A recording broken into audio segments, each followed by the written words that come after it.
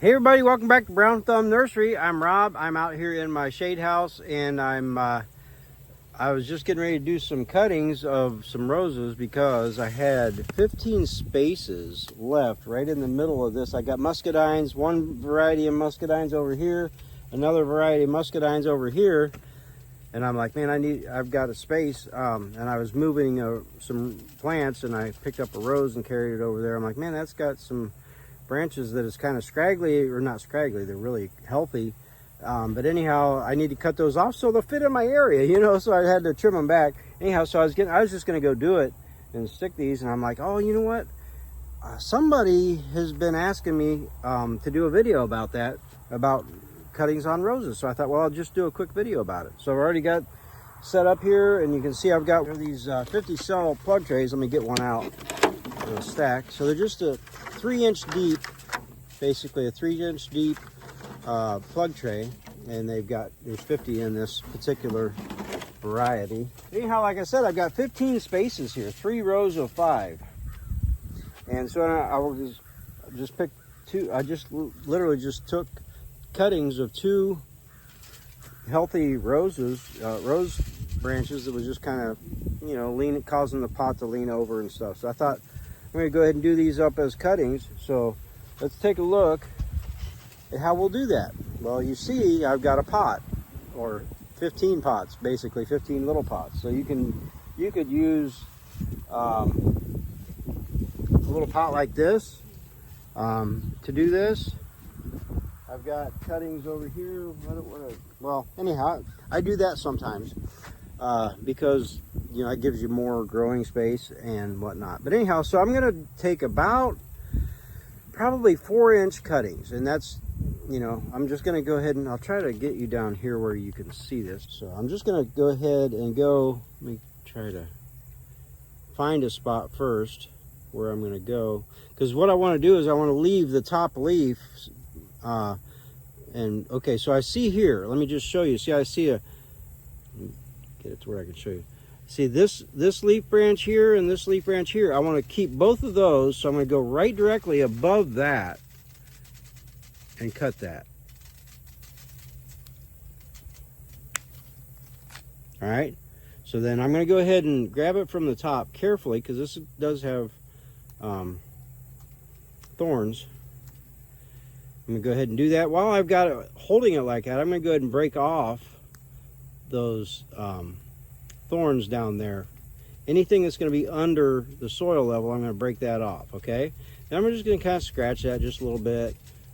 Just kind of rough it up. Well, you see, it's just, it's not showing very good. But anyhow, just basically that cadmium layer, just scratching that up a little bit. And then for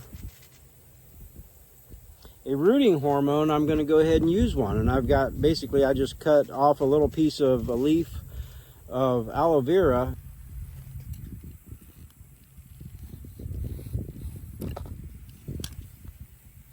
And I'm just going to basically dunk that down in there, get that all nice and gooey with that, and then just stick that right in. Oh, wait.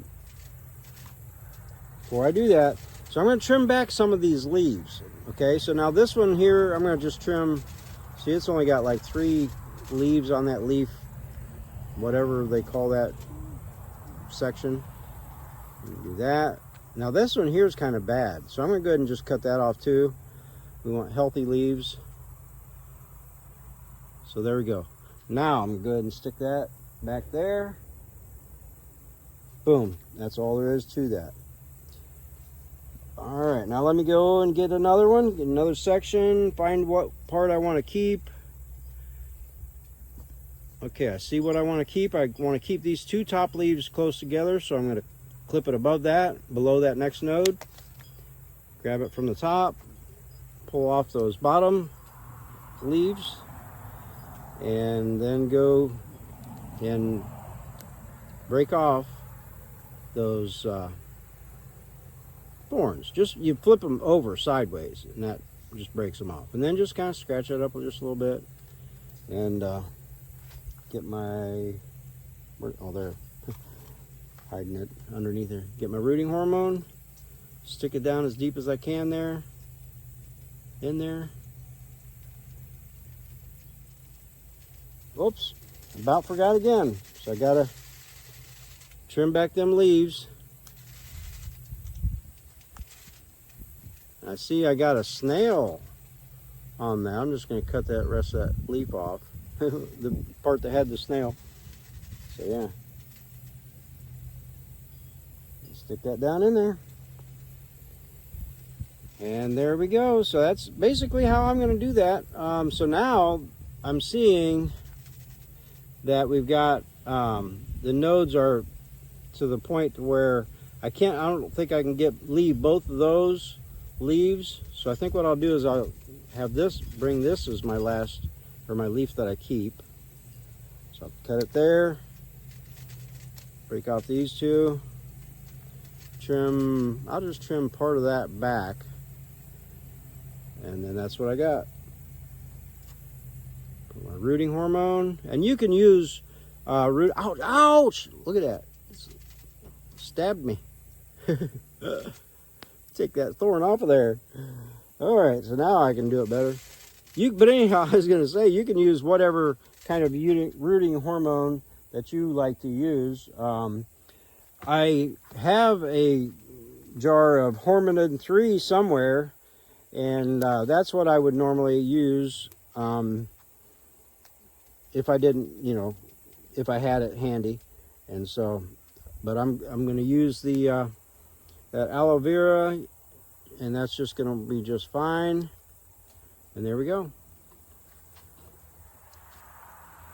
Rooting hormone.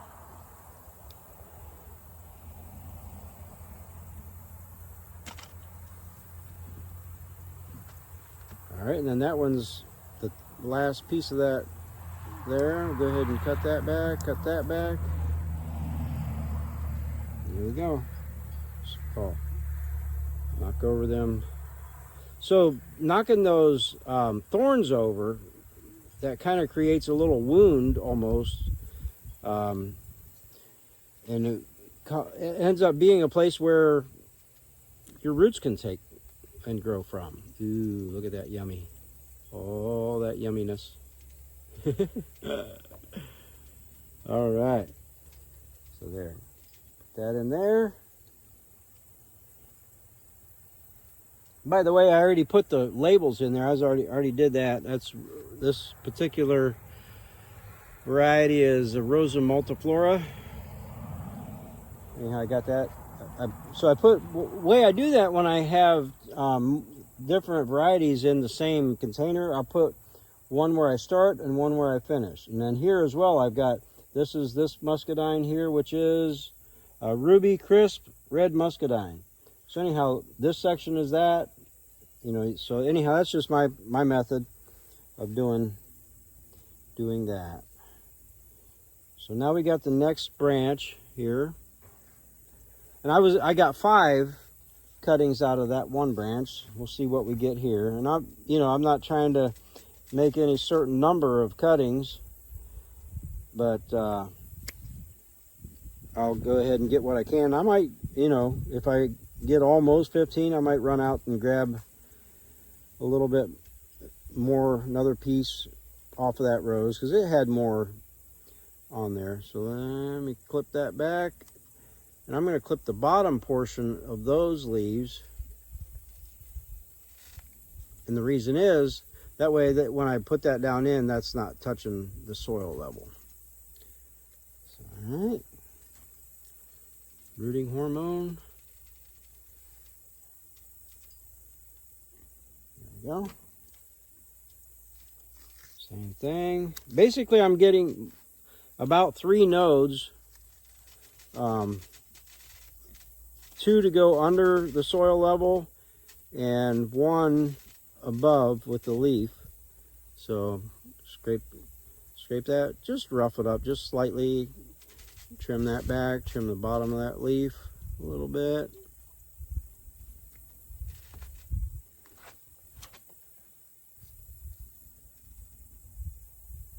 Hi. Hi. Want to say hi to the people? Hi to the people. Hi, come on over. Hey everybody. So I got my better half out here sneaked up on me. I didn't even know she was. How long you been there? Just a minute. Oh, okay. Yep. Anyhow. I've been mucking out chicken coops and doing the last one now. So, good. Yep. Good. Anywho. Doing some rose cuttings. What kind of roses? A multiflora, the Rosa multiflora. Oh, that one's a pretty one.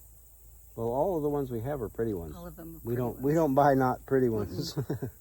No. Figure if we like them, other really people will like nice. them, and so why not, sell the kind that you like, right? Absolutely, absolutely. Yeah.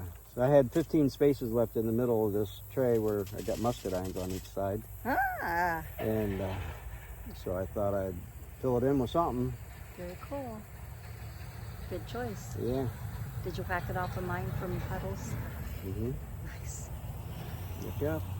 Okay. Sounds good.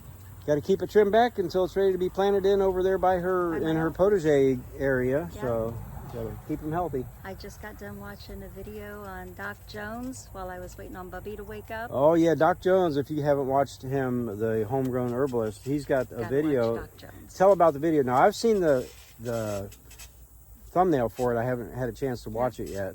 Tell about it. It's about herbscaping instead of landscaping. He talked a little bit about that at the conference that we went to. He did. But it's the vines and the shrubs and the climbers and the trees and the flowers and all that. And it's like, here's a great example that he used. Instead of using the yew plant, there is an herb that looks really similar to the yew plant.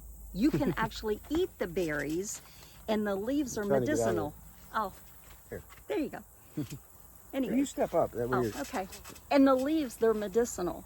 So, it's like, why not use that instead of the yew plant? Because the yew plant, the berries are poisonous, and your chickens can't have them in their chicken yard and all of that. So what do you plant instead of the yew plant? I don't remember the name of it. I did write it down. I wrote down all of the ones he said. Black-eyed Susans.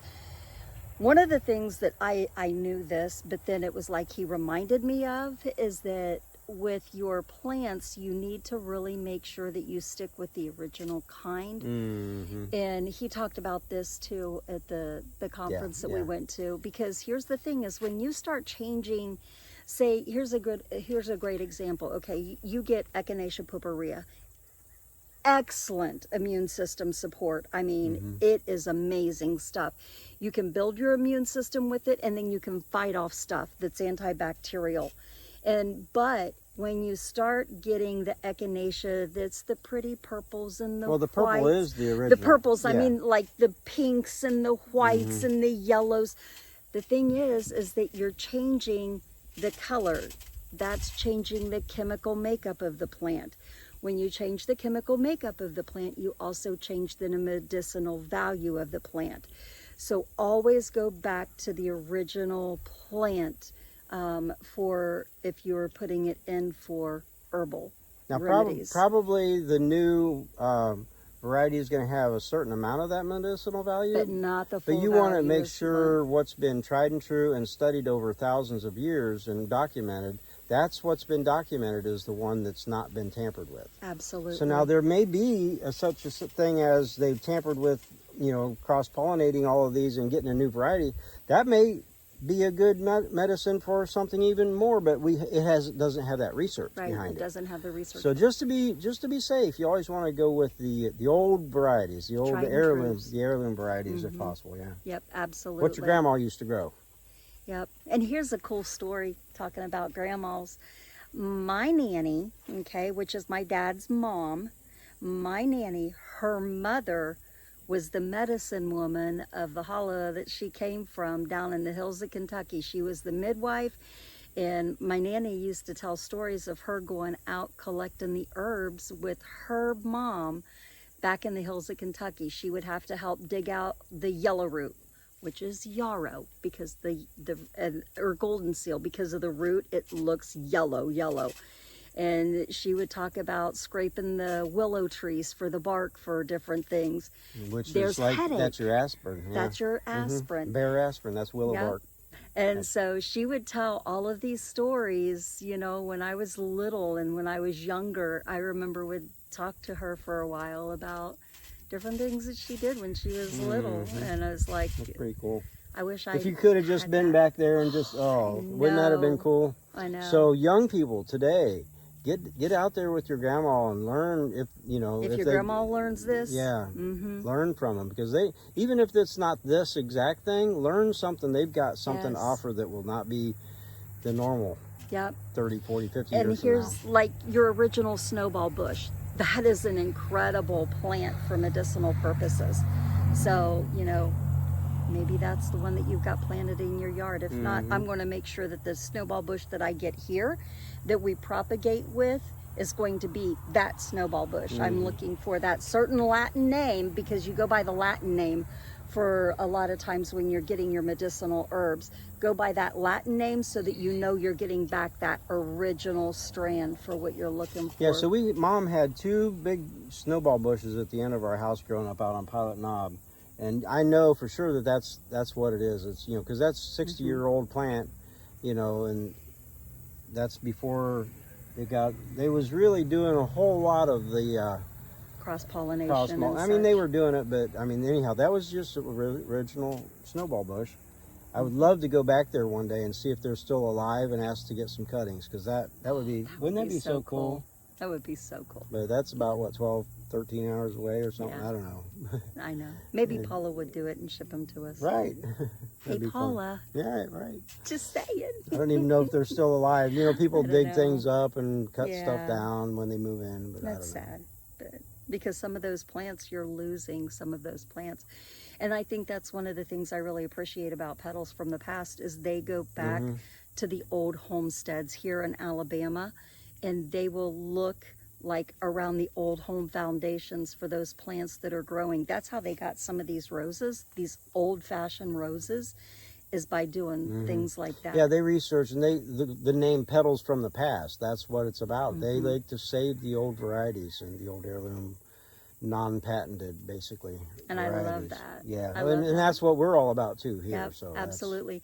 We had the honor of meeting an older lady a couple months ago. Her name was Miss Helen. Oh yeah. And Rob stopped because she has these beautiful crepe myrtles that are purple, and he wanted to get a few snips from her, crepe myrtle bush. And so, anyways, we were talking After to 2 her. hours or 3 hours. But she was a gem to Oh yeah, visit so we with. made her day, I think, Yes. just by stopping. She was an elderly lady and just really enjoyed us sitting down on the front porch and chatting with her. And Absolutely. yeah. And I'm going to be having a rose, and I'm going to be doing a video on this rose that's got an amazing story that I'm anxious to share with you guys, and then of course Generations Homestead channel. But Right. that's pretty awesome. Yeah, you'll see this that on lady her was channel, for really sure. so awesome. This lady was so awesome.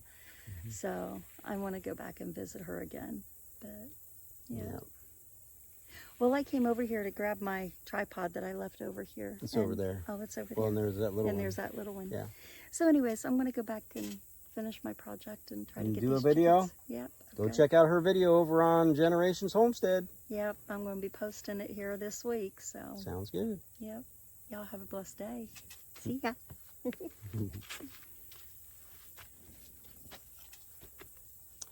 All right, guys, back at it here. So anyhow, just the same thing. I pretty much showed you the whole process. We'll do what we're doing. So I'm gonna finish out this stem real quick, and then we'll see how many I got from that. So let's just do that. So, and by the way, this aloe vera, as you cut this will last out here for several days. You can do cuttings out of this one little thing for several days. In fact, here's one. As you can see, it's all dried up now, but it's just sitting there from when I used it. Man, it's probably been over a week ago. But of course, it's all dried up now. But anyhow, that'll last several days to use.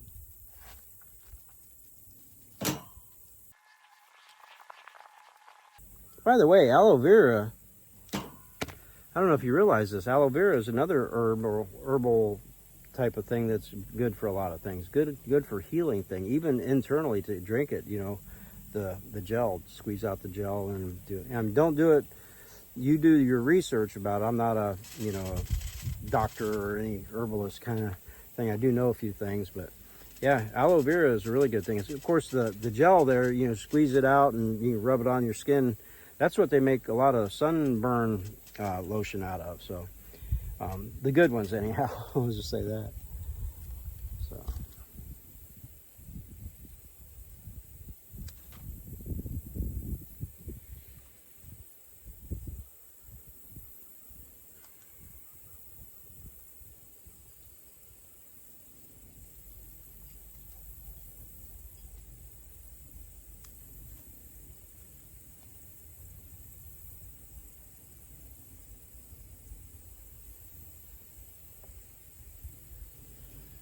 All right, so that one's getting kind of thin up there a little bit. I'm going to go ahead and clip off a lot of that real wilty stuff that's up there. I'm just going to use this whole thing as its own cutting. A lot of those leaves off of there to keep it from dehydrating.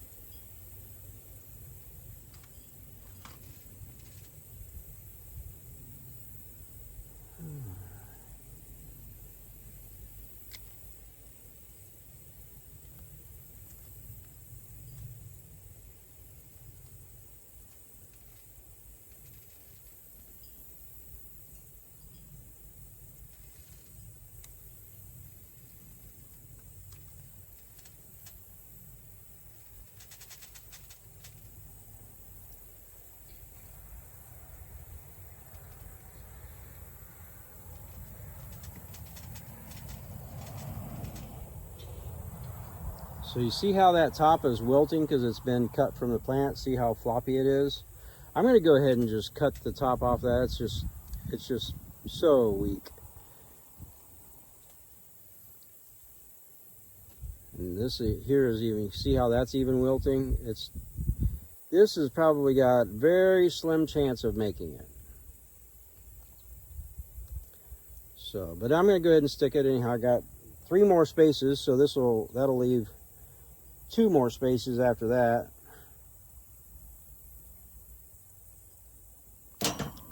And since I've got 2 more spaces, I'm going to run out to that plant and just cut another little tip off of a thing and finish that up. I'll be right back. All right, so I ended up, whoops, sorry.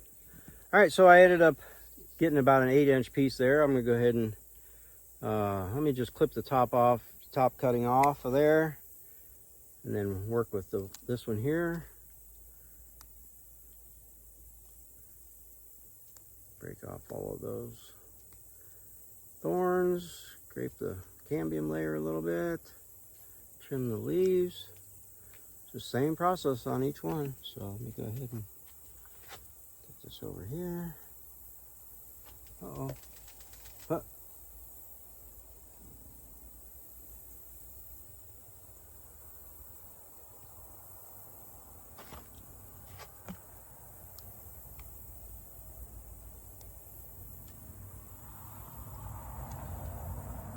Yeah, it's got some dryness up there. Not sure about that. Anyhow, it'll either live or die, right? So we'll find out here in a couple months.